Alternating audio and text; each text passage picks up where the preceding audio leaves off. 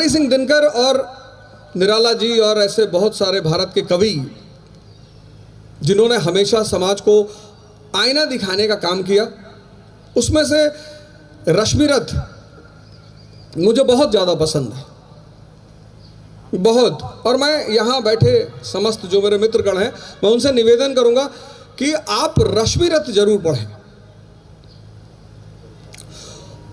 आदरणीय मुख्यमंत्री जी के सम्मान में मैं 4 लाइन कहूँगा बस, और उस 4 लाइन में सूत्र भी हैं उन्नति के, उत्थान के, उच्चतम स्तर पर पहुंचने के।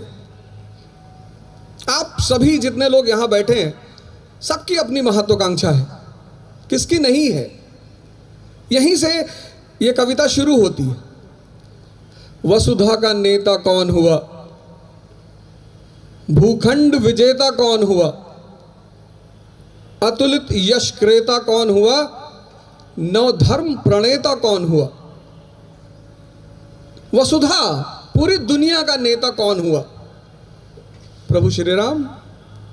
भूखंड विजेता कौन हुआ, सम्राट अशोक।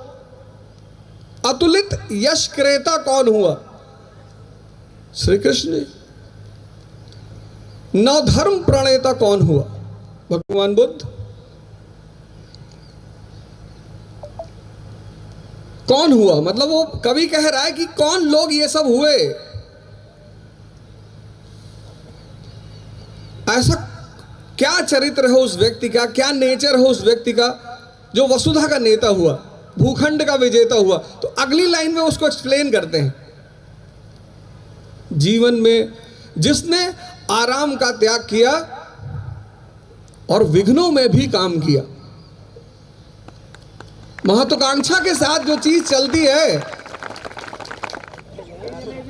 महत्वाकांक्षा के साथ जो चीज चलती है उसका नाम है विघ्न, संघर्ष, चुनौतियां, चैलेंज। विघ्नों में जिसने काम किया, क्या काम है विघ्न का, इसको अगली लाइन में समझा है कि ये जो चुनौती है, ये जो चैलेंज है, ये जो संघर्ष है, इसका रोल क्या है जीवन में। क्लास 12th के बाद जब मैं इलाहाबाद आया तो मैंने अपने पिताजी से कहा कि पिताजी इलाहाबाद भेज रहे हो। तब इलाहाबाद था इसलिए इलाहाबाद बोल रहा हूं, अभी जब आज की बात करूंगा तो प्रयागराज बोलूंगा। तो उन्होंने मुझसे एक बड़ी अच्छी बात कही और उन्होंने ही मुझे प्रेरणा दी रश्मिरथ पढ़ने की। जब हम पहली बार यहां आए तो शुरुआत में तो शौक था कि टिफिन मंगाएंगे। टिफिन आया, माता जी ने कहा चिंता की कोई बात नहीं, टिफिन आएगा, टिफिन में खाओ बढ़िया। तो मैंने कहा टिफिन वाले तो 10 रोटी देंगे नहीं, बोले 15 देंगे।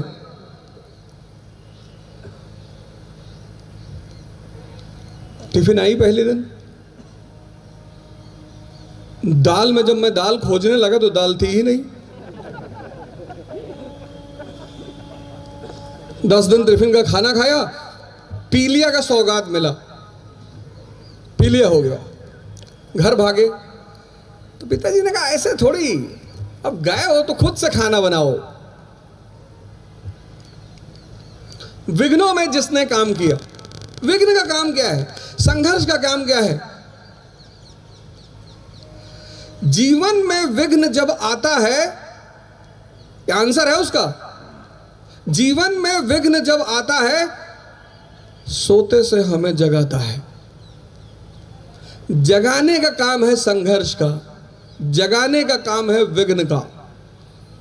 आरंभिक जीवन के 15 वर्ष आप परिवार में रहे, घर में रहे, माँ बाप के साए में रहे, खूब मस्ती किया और माता जी ने लौकी की सब्जी बना के दी और आपने उठा के फेंक दिया कि रोज रोज लौकी खाएंगे, दिमाग खराब है।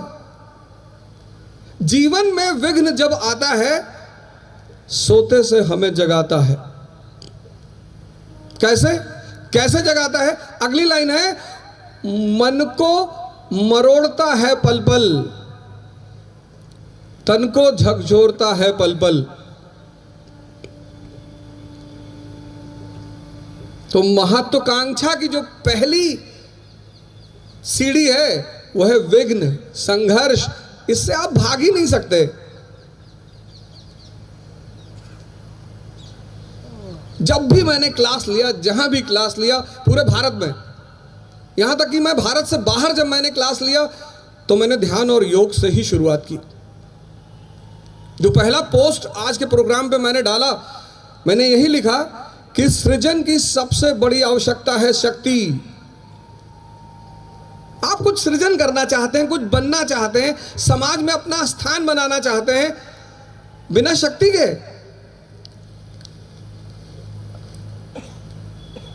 आप कहते हैं सर हम तो गुटखा खा के बना लेंगे।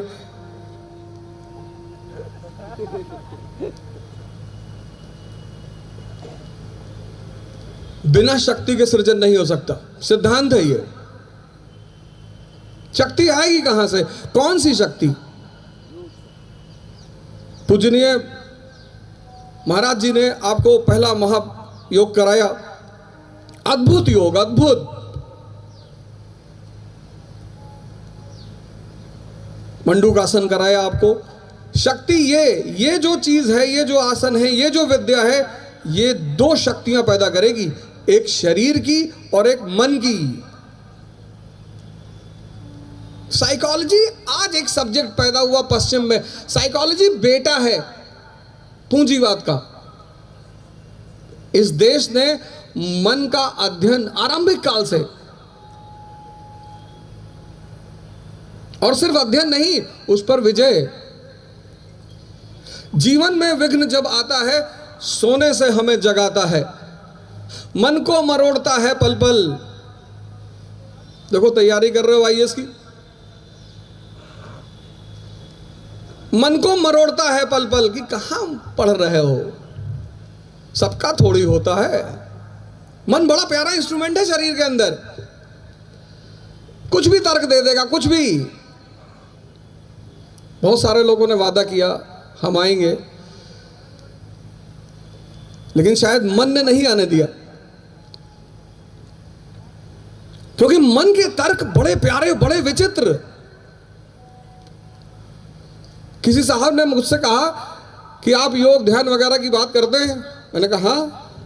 क्या घोड़ा इतना दौड़ता है, उसका जीवन सिर्फ 20 वर्ष है, और अजगर सिर्फ सोता है, उसका जीवन 100 वर्ष है।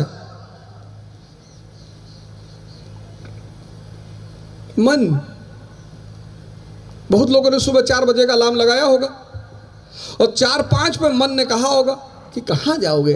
अच्छा जाओगे, 5 मिनट और 8 बजे उनकी नींद खुली होगी।